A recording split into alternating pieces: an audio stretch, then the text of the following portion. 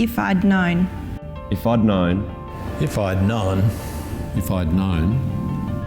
If I'd known that when Cameron was arching his back and screaming that they were the signs of meningitis, I would have gone and woken the doctor up in the middle of the night.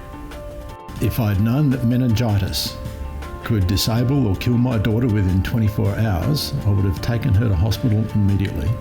If I'd known that my patient had meningitis, I would have arranged immediate care. If I'd known then that teenagers could also get meningitis and not just babies, I would have gone to the doctor sooner. I was diagnosed with hib meningitis at the age of 2.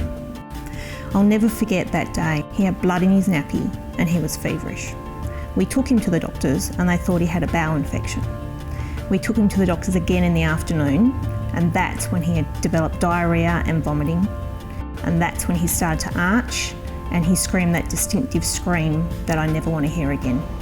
Within 24 hours, Ash went from being this happy, playful 6-month-old to being limp, listless, staring at me blankly in my arms. My patient, a 6-month-old baby girl, presented with the symptoms and signs of a virus that I'd seen in many children previously.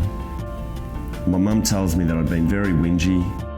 I wanted her attention, hadn't been eating all day and was very drowsy, and then vomited up a clear liquid. I woke up at 3 o'clock in the morning with a pounding headache. My neck was extremely stiff. I developed severe diarrhoea, constant vomiting, and eventually an extreme sensitivity to light. I went to the doctor who told me I had the flu, even though I had a rash on my chest. My mum put me to bed, and when I woke up I had a very high temperature. My back arched as stiff as a board, and then my eyes rolled to the back of my head. If I'd known then what the signs and symptoms of meningitis are, I would have questioned what the doctor was telling me, and I would have sought urgent medical treatment. When Mum brought the child in the next morning, I could see immediately that she was unwell. She had funny little flicky eye movements which indicated a serious underlying disorder, and it was clear to me that she had meningitis and we had to act immediately. As a result of meningitis, Ashley has cerebral palsy, epilepsy, she's never walked, she's never talked, she's profoundly deaf, and she'll require full-time care for the rest of her life. If I'd known the signs and symptoms of meningitis and acted quickly, he wouldn't be a teenage toddler. I know I'm lucky. Some people survive meningitis with lifelong disability.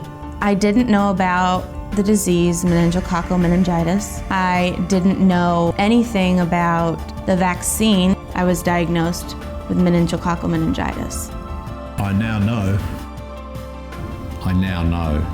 I now know. I now know. I now know. I was lucky in a couple of ways. Firstly, my mum taking me straight to the doctor, and secondly, my doctor acting on the symptoms straight away. I now know what I've always known, that the signs progress so rapidly that it's critical that you act immediately.